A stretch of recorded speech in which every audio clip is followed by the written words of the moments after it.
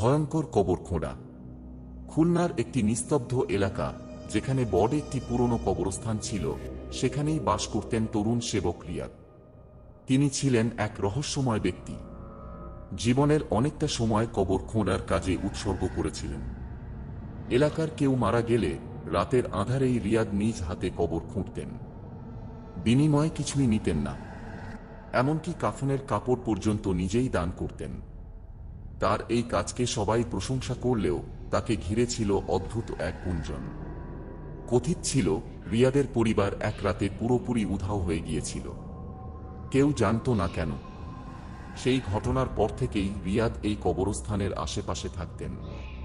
একা একা কথা বলতেন, নিজের ছায়ার সাথে যেন তর্ক করতেন। রাত গভীর হলে কবর খুঁড়তে খুঁড়তে হালকা হাসির শব্দ শোনা যেত।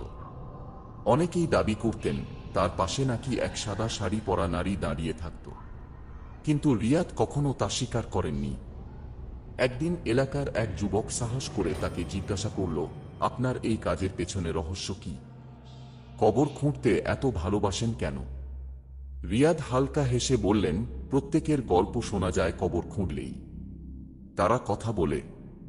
যাদের কবর খুঁড়ি তাদের আত্মা আমার সঙ্গেই থাকে। সেই রাতেই যুবকটি তার কিছু বন্ধুকে নিয়ে কবরস্থানে গেল। তারা সিদ্ধান্ত নিল রিয়াদ কি করেন তা নিজের চোখে দেখবে। রাত 12টার সময় তারা লুকিয়ে দেখল রিয়াদ একটি নতুন কবর খুঁড়ছেন। তার চারপাশে কুয়াশার মতো একটা অদ্ভুত আলোর রেখা। হঠাৎ তারা দেখল রিয়াদের পাশে দাঁড়ানো সাদা শাড়ি পরা নারী যেন ধীরে ধীরে কবরের ভেতরে মিশে যাচ্ছে। রিয়াদও থেমে গেলেন। চারপাশ নিস্তব্ধ। তারপরে তিনি ধীরে ধীরে বললেন, তোমরা কি দেখছো? ওরা চলে যাচ্ছে, কিন্তু আমি থেকে যাচ্ছি। পরদিন সকালে রিয়াদকে সেই কবরের ভেতর মৃত অবস্থায় পাওয়া গেল। আশেপাশের লোকজন বলল, তার মুখে এক অদ্ভুত শান্তির ছাপ ছিল। তার মৃত্যুর পর থেকে রাতে ওই কবরস্থানে কাউকে যেতে দেখা যায়নি। অনেকেই বলে, রাত গভীর হলে এখনো রিয়াদের হালকা হাসি শোনা যায়। সেই সাদা শাড়ি পরা নারী যেন রিয়াদকে ছেড়ে যায়নি। এখন সেই এলাকায় কেউ কবর খুঁড়তে সাহস করে না। একবার কেউ ওই কবরস্থানের আশেপাশে গেলে তার কানে শোনা যায় অজানা কণ্ঠস্বর, তুমি কি কবর খুঁড়তে এসেছ? রাত্রির ভূত আর জেলের গল্প। বাংলাদেশের এক প্রত্যন্ত গ্রাম পদ্মাপাড়া নদীর তীর ঘেঁষে দাঁড়িয়েছিল। গ্রামের বেশিরভাগ মানুষ কৃষিকাজ করলেও হারুন নামে এক জেলে ছিল একটু আলাদা। দিনের বেলা তার কাজের কোনো উৎসাহ ছিল না, তবে রাত হলেই সে নৌকা নিয়ে নদীতে নামত। রাত্রির অন্ধকারে মাছ ধরাই ছিল তার নেশা। কিন্তু সেই নদীর সঙ্গে জড়িয়ে ছিল ভয়ঙ্কর এক গল্প। গ্রামের বুড়োরা বলতো, রাতে পদ্মাপাড়ের নদীতে এক ভূত বাস করে। বিশেষ করে অমাবস্যার রাতে নদীতে কাউকে দেখতে পেলে সেই ভূত তাকে ডুবিয়ে মারে। তবে হারুন এসব গল্প বিশ্বাস করত না। সে ভাবত এগুলো স্রেফ মিথ। অমাবস্যার রাতের শুরু।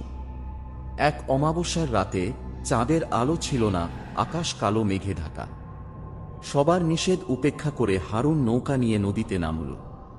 তার হাতে ছিল একটি হারিকেন আর পাশে তার পুরনো জাল। গভীর নদীর বুক চিরে যখন নৌকাটি এগিয়ে যাচ্ছিল, তখনই চারপাশে একটা অদ্ভুত নীরবতা নেমে এলো। যেন সব প্রাণীর ডাক বন্ধ হয়ে গেছে। নদীর পানিও একেবারে স্থির। হারুন প্রথমে কিছু বুঝতে পারল না। ভাবল হয়তো ঝড় আসছে। কিন্তু তখনই তার চোখে পড়ল, দূরে নদীর মাঝখানে একটা সাদা অবয়ব দাঁড়িয়ে আছে। রহস্যময় অবয়ব। হারুন প্রথমে ভেবেছিল কেউ হয়তো মাছ ধরতে এসেছে। সে হারিকেন উঁচু করে ডাকল, কে ওখানে? কিন্তু কেউ উত্তর দিল না। অবয়বটি ধীরে ধীরে তার দিকে এগিয়ে আসতে লাগল। হারুন বুঝতে পারল সেটি মানুষ নয়। ভয় তাকে গ্রাস করছিল, কিন্তু নৌকা ঘোরানোর সাহসও পাচ্ছিল না। হঠাৎ সেই সাদা অবয়বটি পানির ওপরে ভেসে উঠল। তার লম্বা চুলগুলো ভেজা, চোখ দুটি জ্বলজ্বল করছে লাল আগুনের মতো। ভয়ঙ্কর কণ্ঠে সে বলল, তুই কেন আমার নদীতে এলি? হারুনের শরীর জমে গেল। সে কোনো মতে বলল, আমি শুধু মাছ ধরতে এসেছি। আমার ক্ষতি করবেন না। জীবনের জন্য লড়াই। ভূতটি হেসে উঠল, তার হাসি নদীর পানিতে প্রতিধ্বনিত হচ্ছিল। যে আমার নদীতে আসে তাকে আমি ফিরতে দিই না বলে সে হারুনের নৌকাটিকে উল্টে দেওয়ার চেষ্টা করল। হারুন তখন প্রাণপণে বৈঠা দিয়ে আত্মরক্ষা করার চেষ্টা করছিল। তার মাথায় শুধু একটা চিন্তা, গ্রামে ফিরে বাঁচতে হবে। নৌকা প্রায় উল্টে যাচ্ছিল, এমন সময় হারুন তার হারিকেনটি নদীতে ফেলে দিল। অন্ধকার আরও ঘন হয়ে গেল, কিন্তু আশ্চর্যের বিষয়, ভূতটি তৎক্ষণাৎ অদৃশ্য হয়ে গেল। হারুন বুঝল এই ভূত অন্ধকারে শক্তি পায়, আর আলো তাকে দুর্বল করে দেয়। বেঁচে ফেরা। সেদিন ভোরে গ্রামের লোকজন হারুনকে নদীর তীরে অচেতন অবস্থায় খুঁজে পায়।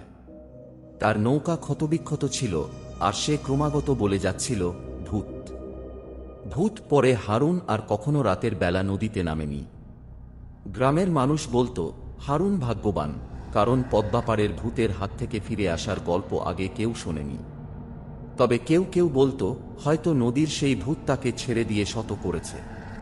পদ্মাপাড়ের নদী আর হারুনের সেই রাতের গল্প আজও গ্রামের মানুষকে রাতে নদীর কাছে যেতে দেয় না।